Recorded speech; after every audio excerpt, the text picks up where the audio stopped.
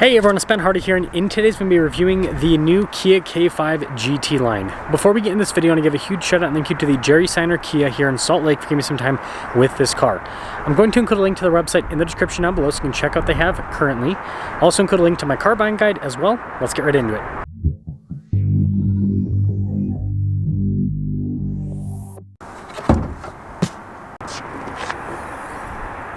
Under the hood of the new K5, we have a 2.5 liter four-cylinder that goes through an 8-speed automatic transmission. Fuel economy is 25 around town and then 36 on the highway, with power outputs being 191 horsepower and then 181 pound-feet of torque. Before we move forward with this review, I do want to mention if you want to see more videos just like this, then I recommend you subscribe because I post content every single day.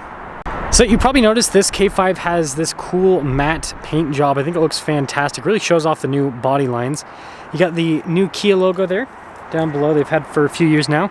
Still have the cool lights here with the K5, and then you can see down below with the whole fog light housing. Parking sensors integrated into the front end. But yeah, with this matte paint, I think it looks really sharp overall. But let me know what you guys think about the new front end. Now around the side here, our tire wheel setup is 235 by 45 by 18 in the front and over in the rear. And you can see here with the wheels, you've got the silver with the blacked out elements. Pretty crazy wheel design. And then again, this matte paint just really shows off all of the body lines here on the side. Notice the mirror caps are blacked out, but then the window trim is chrome, which is interesting. And then here is the full side profile with the new K5. And this leads us to the key fob, if it'll focus. Got the Kia logo there. On the side we got the lock and unlock function, as you can see, and then we've got opening for the hatch, and then on the other side we got the remote start function. So yeah, Kia's fun new key fob. And then popping into the rear, you can see we've got these little pull tabs here to throw it on the seats, but quite a bit of storage space inside. Look at that. With the seats folded down, you got quite a bit. But yeah, that's one of the things that's cool about the K5, it's practical. And then when you're all done, just plop that down. And then no spoiler or anything, but we do have the Kia logo. And then we got this new light bar. Let me know what you guys think about this. It's pretty interesting looking with the overall design. K5 badge there at the bottom. And that's pretty cool with the design at the very bottom. So there is the exterior. Now taking a look at the door panel here in the back. It's soft touch here at the top. You can see the stitching down below and then more soft touch, and this is cool with that trim piece. And then with the seats, all you have to do is just throw that and boom. That's nice with the trim. It's really kind of futuristic looking. Legroom here in the back is solid. Got a little storage pocket, some USBs there at the bottom, and then headroom back here is actually pretty good. You can see the panoramic sunroof up top, and they actually paint the roof black so that's all uniform with that sunroof. Taking a look at the front door panel again, you can see with the soft touch, and look at the trim down below. That's pretty cool looking. And the stitching that goes across all of our window controls here. And you've got your mirror adjustments. Just a quick look at the mirrors, they do have blind spot monitoring. And then here's the front seat. You can see GT line on it, perforated all down the center. And we've got our adjustments and everything on the side. You can see for the stability control right here, open up the trunk, steering wheel's manually adjustable. And I like the look of the dash, and the dash is actually soft touch all the way across.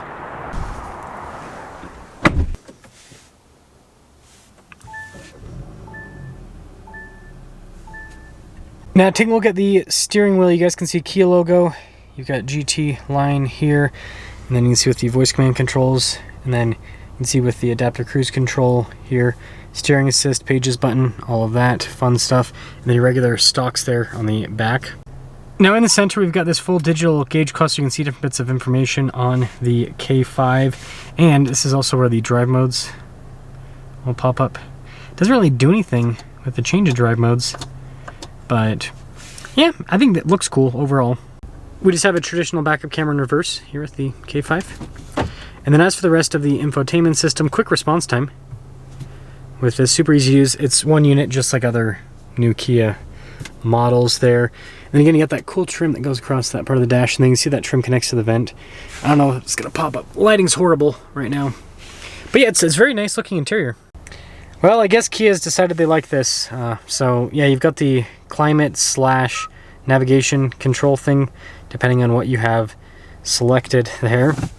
And then down below, you can see you've got USBs, we got a wireless phone charging pad, all of that. Got a real shifter here with this, which is nice. Some cup holders, and then we've got a bunch of practical controls, so like your auto hold, parking brake, so the camera, parking sensors, your heated seat controls, drive mode select. And then this is cool with the storage there, and then in the center console. And nice lid. Yep, glove box, and then I already talked about it, but panoramic sunroof up top. Oh, here's our window sticker on this K5 GT line. You can see all these standard equipment. There's your base MSRP. It says a few options. GT Premium Package. Total MSRP $32,025. Let's see how it drives.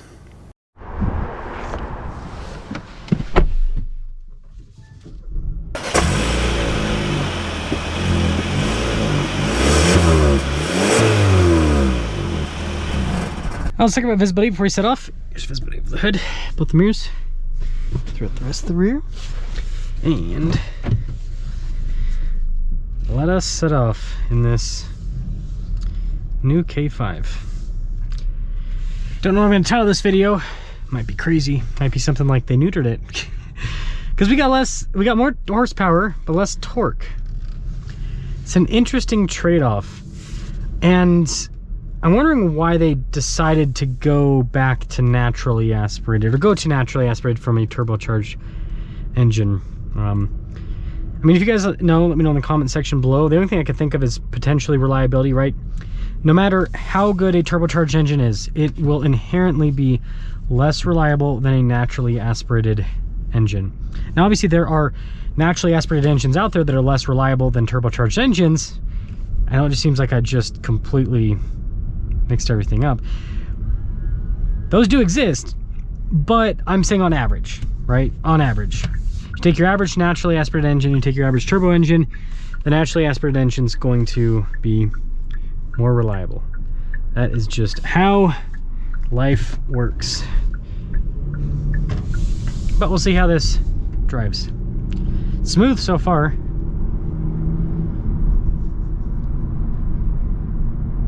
Doesn't quite have the same shove as the turbo 1.6.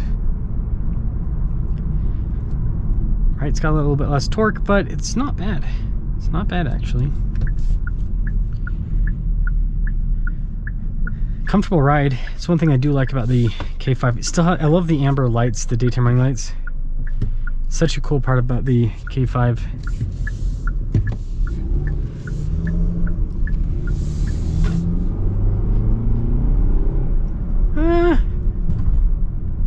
So here's the deal, is I'm at over 4,000 feet elevation here, so I'm really going to feel the deficit of a turbo with this, even though the power outputs are pretty similar. And I do feel it. Up here it doesn't feel quite as, like I said, not quite as punchy, but it's not bad. It's not bad at all.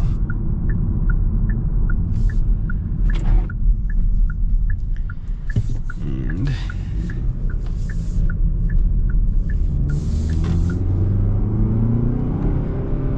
yeah, it's just, it doesn't have that same shove as before. I mean, I'll pop it into the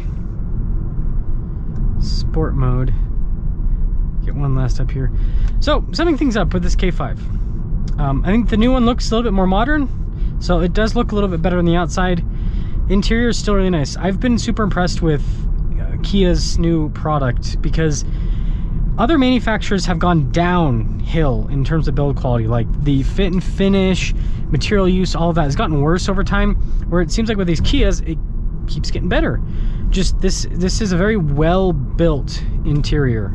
You can tell. It doesn't have, like, get into a modern Toyota, for goodness sakes. It's like shaky plastic everywhere. It's like they're not even trying at this point. So that's good. I am disappointed in the engine. Again, give it one more acceleration here. It just, yeah, it's not the powerhouse that 1.6 liter was. It's not bad. It's not bad at all. But yeah, up here at high elevation, it just doesn't have that same shove. Like I said, I wonder if it's a reliability thing. So I don't know. Let me know what you think about the new K5, and let me know what you think about the new powertrain.